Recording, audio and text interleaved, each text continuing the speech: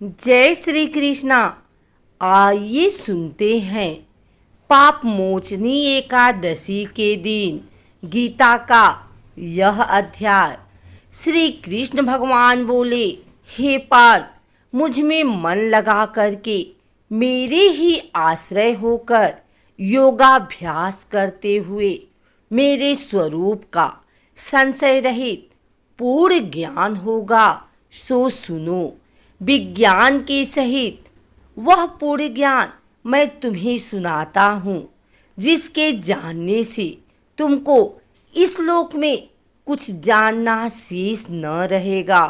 सहस्त्रों मनुष्यों में से कोई एक सिद्धि प्राप्ति के लिए यत्न करता है, और उन यत्न करने वाले सिद्धों में से जो कोई भी मुझे ठीक से जान पाता है, पृथ्वी, जल, अग्नि, वायु, आकाश, मन, बुद्धि और अहंकार, यह 8 प्रकार की मेरी प्रकृति माया है। इस प्रकृति को अपरा, अचेतन अर्थात जड़ कहते हैं। और हे महाबाहो, इससे दूसरी प्रकृति चेतन है, जिसने संपूर्ण जगत धारण किया है।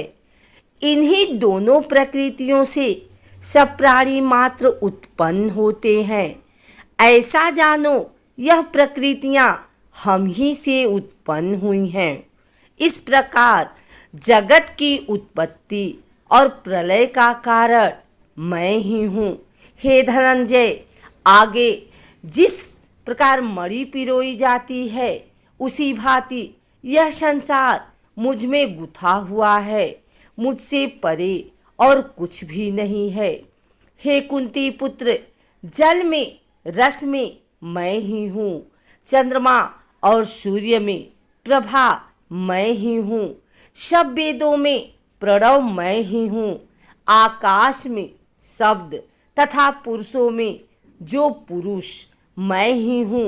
हे अर्जुन, पृथ्वी में जो सुगंध है तथा अग्नि में तेज मैं ही हूँ। सब प्राणियों में जीवन और तपस्वियों में तप मैं ही हूँ। हे पार्थ, संपूर्ण प्राणियों में सनातन बीज रूप मुझको ही जानना।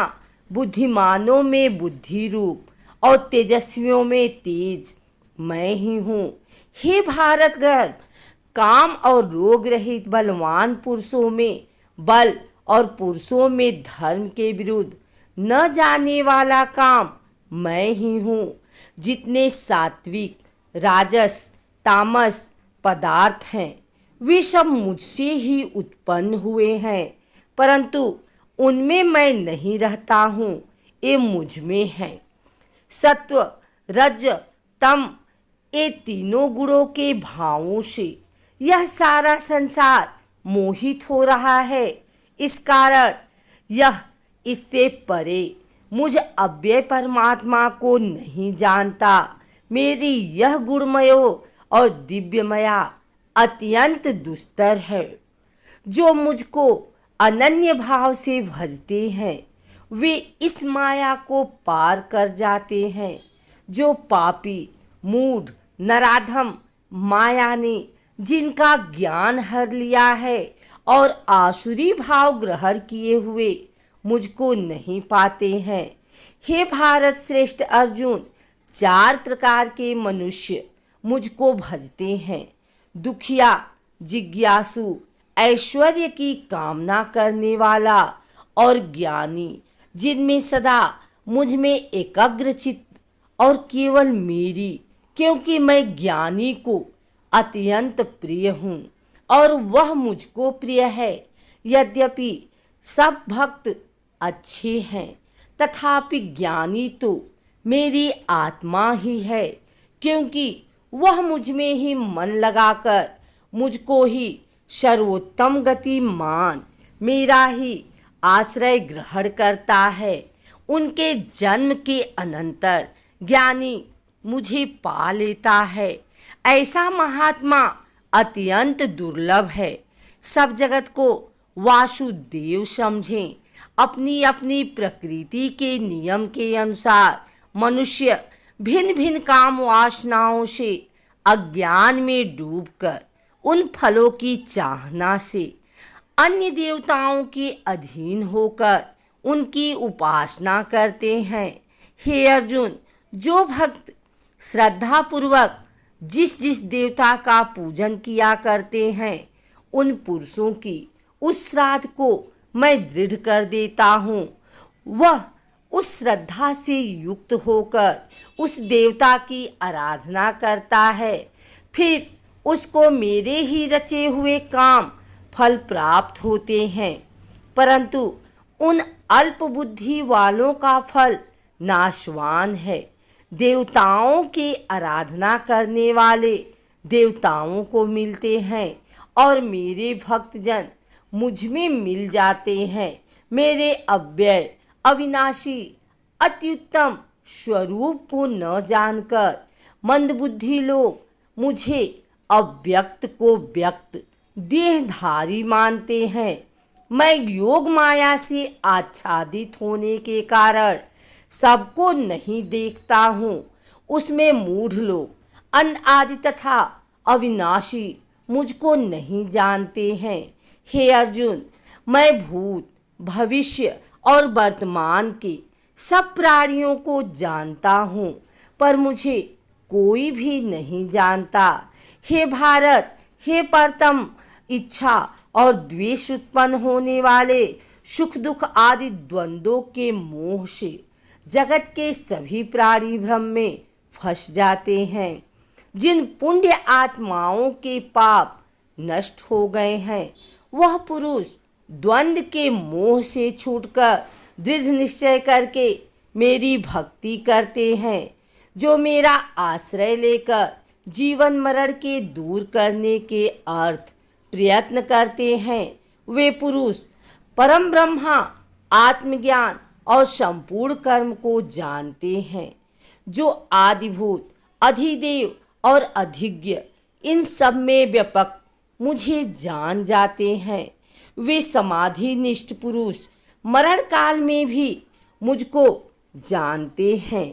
श्री नारायण जी बोले, हे लक्ष्मी, अब 7वें अध्याय का महात्म्य सुनो। एक पटेल नामक नगर है, जिनमें शंकुकर वैश्य रहता था। वह व्यापार करने को नगर के बाहर कहीं को जाता था। रास्ते में शंकुकर को सर्प ने डसा, वह मर गया।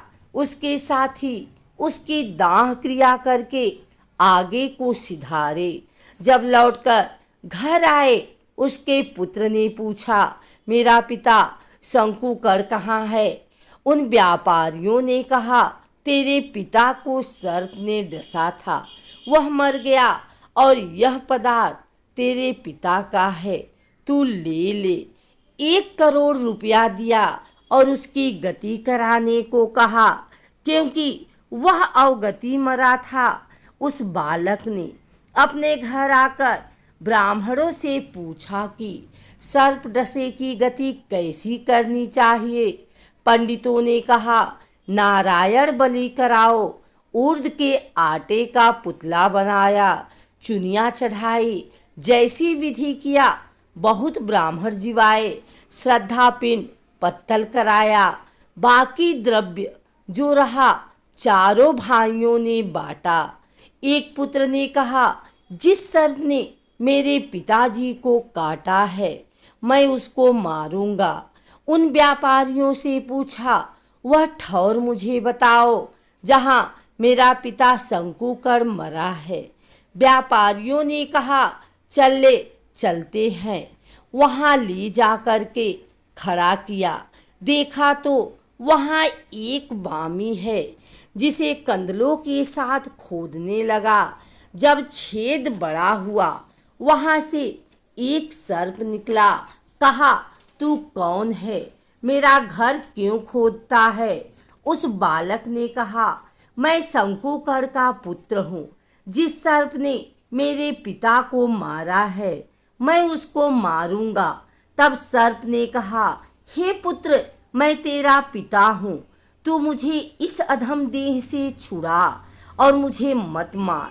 यह मेरा पूर्व का कर्म था सो मैंने भोगा। तब पुत्र ने कहा, हे पिता, कोई यत्न बतलाओ जिससे मेरा उद्धार हो। तब उस सर्प ने कहा, हे पुत्र, किसी गीता पाठी ब्राह्मण को घर में भोजन करवा और उसकी सेवा कर।